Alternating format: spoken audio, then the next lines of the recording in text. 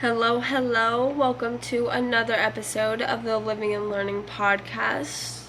It has been quite some time since I've spoken to you guys, but we are back and better than ever. Before we get started, I want to welcome our YouTube family. Woo! As you listeners can't see, but things are looking a little new to our setup. We are adding my vlogging camera. We are expanding to my YouTube channel that I recently started. I was having trouble coming up with some footage, so I was like, why not just film these super deep talks that we've got going on? Even though this isn't a huge thing, but and if you are listening and you are more of a watcher type person, I will be posting my future podcast episodes on my YouTube channel. You can access it through my personal site or through the YouTube website, because I know a lot of people process information and are able to focus more by watching, so I want to kind of expand that for all the people out there. My username is Elizabeth Norgren, and I do have some pretty funny videos, even though I'm not that funny. I think you should go check it out. It's worth a shot to try to watch. It's very horrendous for me to watch. But my podcast crew, it has been so long. I think the last time was my body dysmorphia episode, and that was before graduation, which was 2 months ago. It's now July. That was in May. Excuse me. Anyway, I'm really excited to be back and filming and doing the thing I love the most, is talking to you guys and sharing some sort of wisdom or life lesson that I learned through all my obstacles in life. And let's just say we've been through the ringer with obstacles. I think this episode will just be a little catch up on life. There might not be much wisdom, but this is my 6th time trying to film this. I got so far, and then my mom interrupted, and I said, I'm gonna restart. And if you can't tell, I'm lacking on sleep. If you are a teenager and summertime, you don't sleep much, and my sleep schedule has been so off. Going to bed at 3 a.m., waking up at 10. Not a healthy schedule. It's about 9:45, and I'm so ready to just hit the hay. But I'm so excited. Not only is this a little release for me mentally, but someone could be going through the exact same thing. You never really know where this goes. We are a little family. I don't care how many people listen, but who knows? It could grow any day. Someone could need this really bad. So this is for that one person out there who just really is going through a tough time as well. We're gonna fill everyone in on my mental health and the obstacles. If you're listening, oh my goodness, I'm so sorry about that. If you're watching, I have this weird setup. Hopefully, as this maybe expands, I can find a corner in my basement. I do move out in a month, so that may be a bit difficult, and once college time comes around, things will be looking a lot more different, but things will get a lot more interesting, so I'm really excited. We're just in my dark basement right now with a camera in front of me. Oh goodness. I don't really know where to start, so I'm thinking we just go way back. I'm just gonna tell you the whole shebang. This will not be gossip. This is just gonna tell you how it is, or how it was, and how it now is. It may be tea to some people. I was gonna say my life isn't very interesting with drama, but it has been filled with it, let me tell you. So we're gonna go way back. We're gonna go to the end of February, because this gives a little backstory. End of February, I go through a breakup. Yes. He was a college student is a college student at OSU, and things got very unhealthy, and we broke it off February 28th over FaceTime. So we're like, going through that breakup stage. Let's just say March and April were, I think, the best months of my life. That sounds terrible to say, but they really were. I found God. I found so many close friends that I reached out to and didn't really realize were there because I was blinded by a lot of things. I found myself. I found who I really aspired to be, and I kept growing in myself mentally and physically. Like, guys, I was at my peak. My mental state was like, nothing in the world can happen to make this feeling go away. And oh, was I wrong? I was so wrong. Let's say May came around, and that's when things really went down the drain. So we're in those March and April months. I'm single, finding myself, growing myself, but I'm also growing friendships around me. Yes, I was friends with my ex's friends. They really helped me through a really hard time, and they're my friends too. They became really close, and that did stir up a lot of things. But I just want to say that as a little back thing, I did become really close with them throughout those 2 months.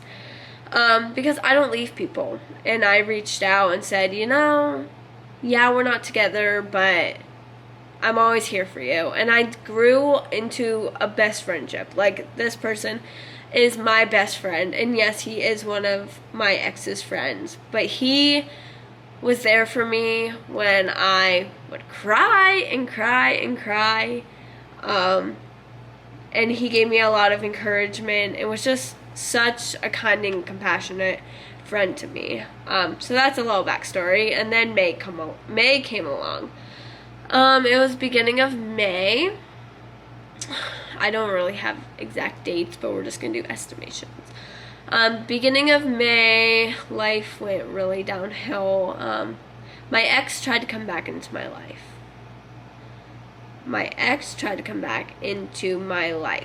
Yeah. If any of you have gone through breakups and have had an ex try to come back into your life, I want to know how you guys have felt about it. That's when an anxiety cloud really struck over me.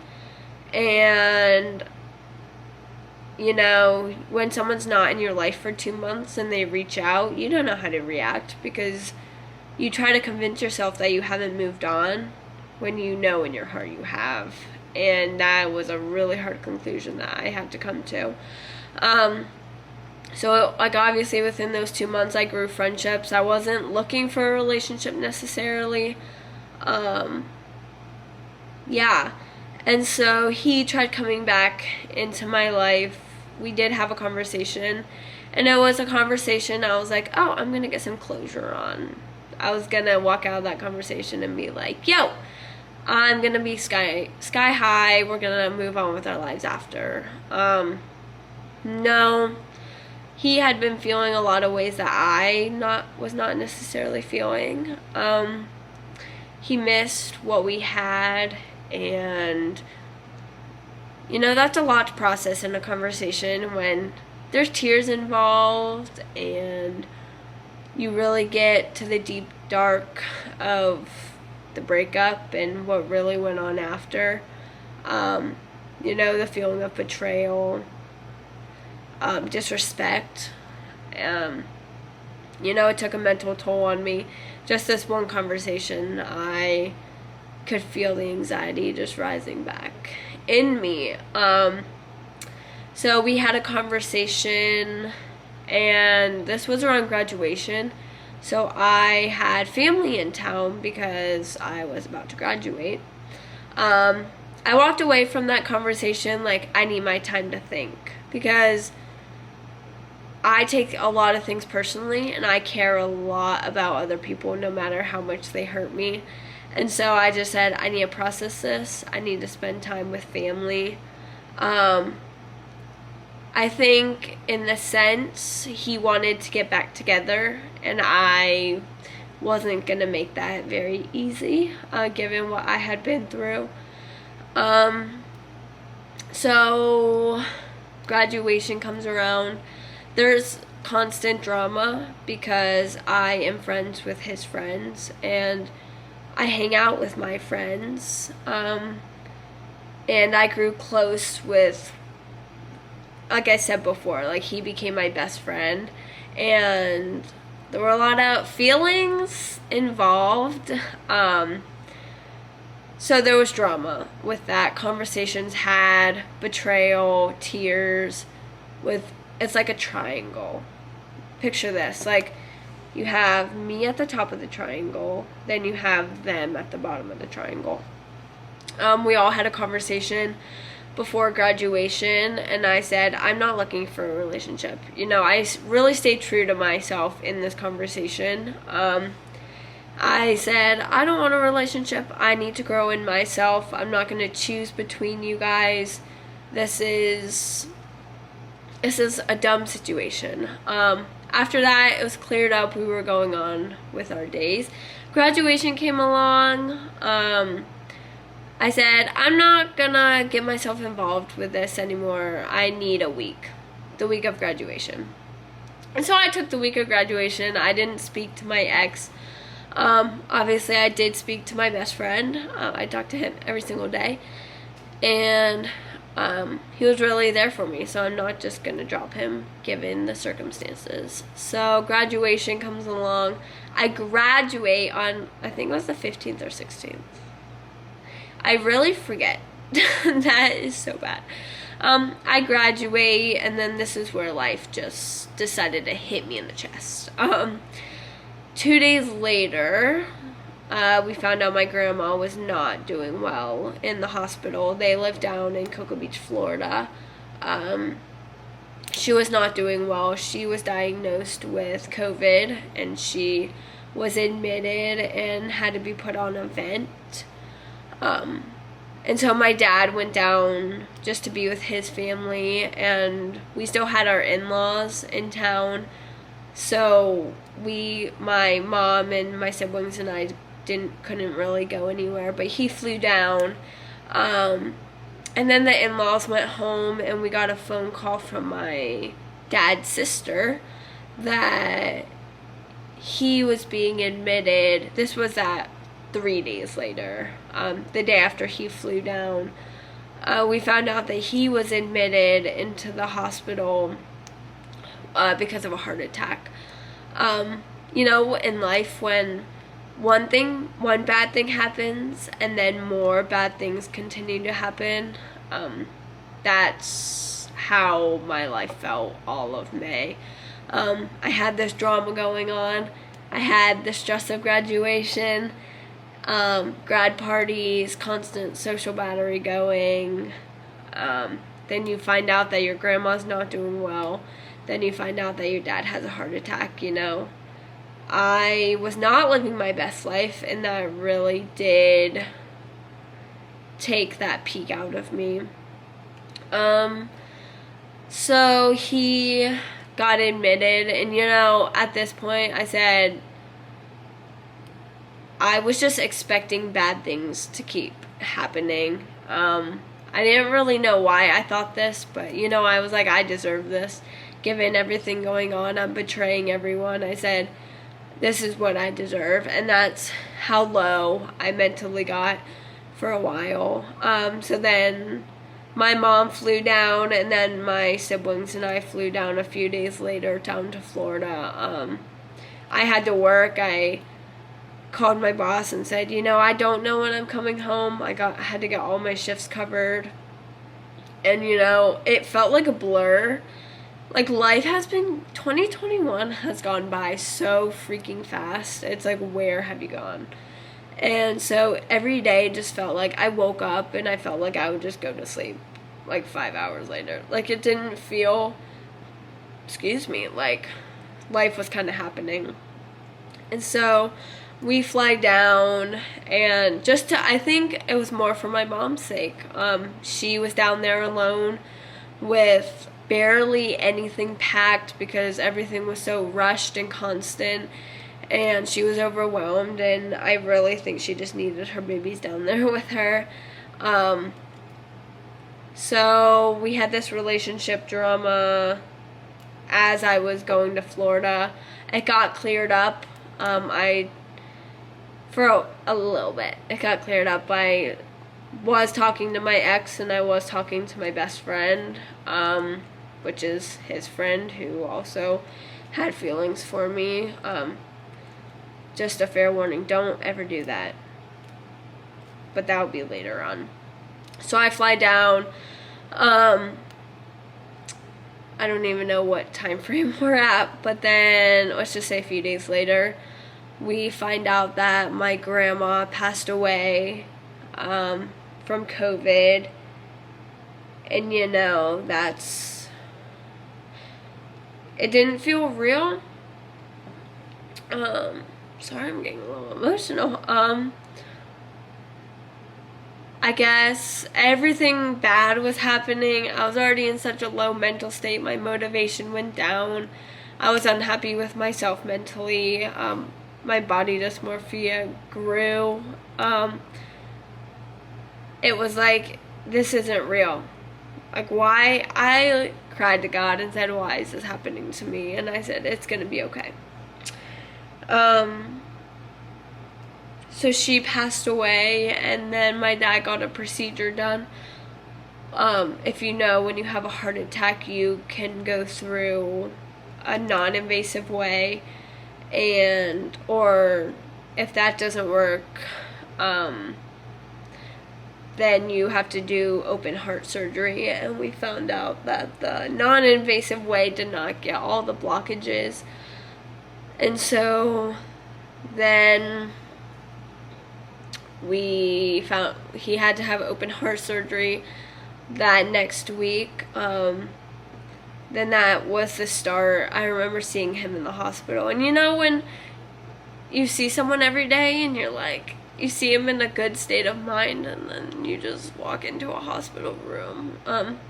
Not only did it bring back memories of when I was in the hospital, but it brought back memories when my grandpa was in his nursing home, and when we would go visit my grandma in her nursing home, and it was just a really dark time. Like I said, I woke up expecting something else bad to happen, and he had the open heart surgery, and we went to see him, and as much joy as it brought him, it really brought a lot of hurt onto us to see him like that. Then he got moved home, and in this time there was a lot more drama with the relationship situation. My ex went up to a college campus with another girl, and that kind of hits hard. And so I go home, and I am home by myself with my brother, and I have these deep late talks. I don't think Landon Lake has ever been such a depressing place for me, because every conversation I would end up crying, and it would be sad and disappointing, and my heart would break. And that's how it was with every conversation with my ex. I wanted it to go right. I wanted it to be normal, but it just didn't feel right. So my dad, as I was leaving Florida, he got pneumonia. Yes, I may sound very monotone now, but I went through a lot, and it's not like I'm trying to repress it, but I am trying to repress it at the same time. So he had to stay another week. I was home alone for the week, I worked, I hung out with friends. It was a really good source of distraction, and more drama happened with the males. My parents got home. We've had to help my dad. They've been home for a couple months, but no, for a couple weeks. I said months. Sorry, I just zoned out. But we've had to help him. And since then, with the relationship drama, we're just gonna flash forward because it gets really confusing and really a lot to say that it went in a blur, because June just happened like that. So now where I am at in life, we're just going to flash forward to now because we're trying to live in the present, because talking about this, it is hard because it brings back a lot of the past. So here we are. My ex-boyfriend is no longer in my life anymore. We decided that, it was causing us more mental hurt than anything else. I did end up blocking him just so I would not have the chance to contact him. And relationship-wise, I'm single. I would say I have a crush. I would say I have a little crush, but other than that, we are still trying to grow ourselves mentally. My dad is doing much better. He is home. He can't lift anything, so my family and I have gotten a lot closer with helping him in that aspect. So he's back. Mentally, I'm in an okay state of mind. My body dysmorphia and my stress and anxiety and sleep level and workout schedule and work and social life has been all over the place. And I keep saying, oh, I'm going to do it. I'm going to get better. But it just hasn't. And I guess I have to give myself grace for that. And if you're in the same situation, I hope you know that life will get better. Life is looking up for you. I want to share some wisdom because I feel I've just been rambling, and this might just be tea talk, and you might be bored and I've already clicked out, or you still might be listening. One thing I have learned from all of this, I'm gonna pull out my handy dandy book. Two things actually. Well, I'm gonna read a lot from my book, but I'm also gonna say something I've learned. Don't take your life for granted. I think my life these past few months have been a true sign that anything can happen. Anything can happen in a matter of hours, in minutes, in days. From the heart attack to the death of my grandma to the drama with the boys, anything can happen. And at the end of every day, I want you to tell people that you love them. It was so hard because I know there's still a part of me that feels a little regret for not calling my grandma. Tell your family you love them, Tell your friends. Tell someone you absolutely despise that you love them, because you never know when it could be the last. And for you girls out there who are going through some relationship struggles, I can assure you that it will get better. If you're feeling lost and like your relationship is going downhill, and I read from this 4 Agreements book by Don Miguel Ruiz about assumption making. That's another life lesson in regards to my relationship and life in general. Don't make assumptions. Make sure what you're saying is true, true to yourself. One thing that really stuck out was then you make assumptions, and one of the assumptions is my love will change for this person, or my love will change this person. Your love will not change anybody. If others change, it's because they want to change, not because you can change them. Then something happens between the two of you and you get hurt. Real love is accepting other people the way they are without trying to change them. If we try to change them, this means we don't really like them. We have to be what we are so we don't have to present a false image. If you love me the way I am, okay, take me.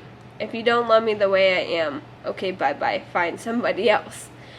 That may sound cheesy, but that is another thing I really took away from this whole drama situation is, you can't change people.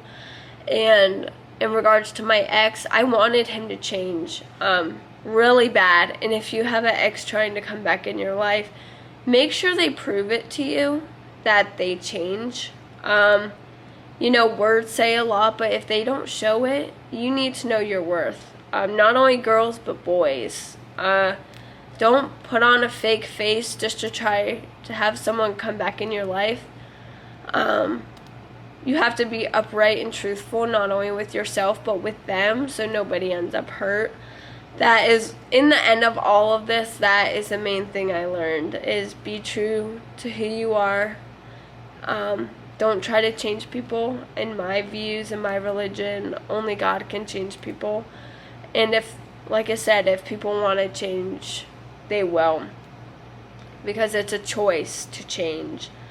And girls and boys, I want you to know your worth. I want you to know that you deserve the whole world. Despite how low your emotions may make you feel, your worth is way more important than somebody else's.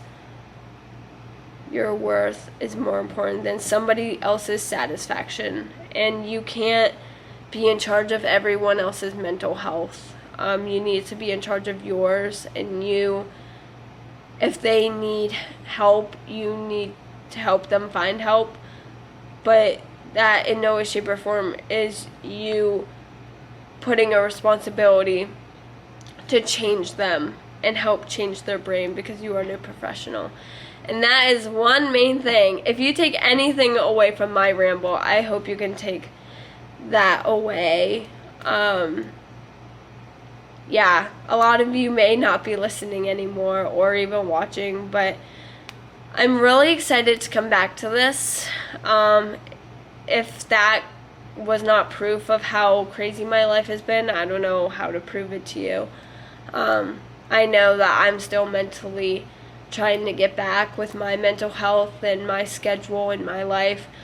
So, I hope you guys come along with me. If you get bored watching or listening, like the book said, continue. If you like listening, okay, accept me for what I'm trying to do. But if you don't enjoy listening or watching, kudos to you. You can go listen and watch someone else. Like, it sounds harsh, but it gets to a point where you just gotta accept it for how it is. And yeah, I'm sorry this was such a ramble, and we are going on 28 minutes of ramble. But I just want you guys to know that you are loved, you are worthy, and I'm gonna close this up. And until next time, remember to keep being true to yourself, because you are the only you, and you are going to change the world. And I hope you know that. And if someone out there is going through such a hard time, I want you to take that away, that there is light at the end of the tunnel, and your power that you have over your mind is far greater than you may even think. And I just want you to keep remembering that and never forget it, and keep being true to who you are. Alright, family, this is me checking out. Until the next time, hope you enjoyed. Make sure you go again, check out my YouTube channel and my past podcasts, and I will catch you guys on the flip side. Thank you for listening.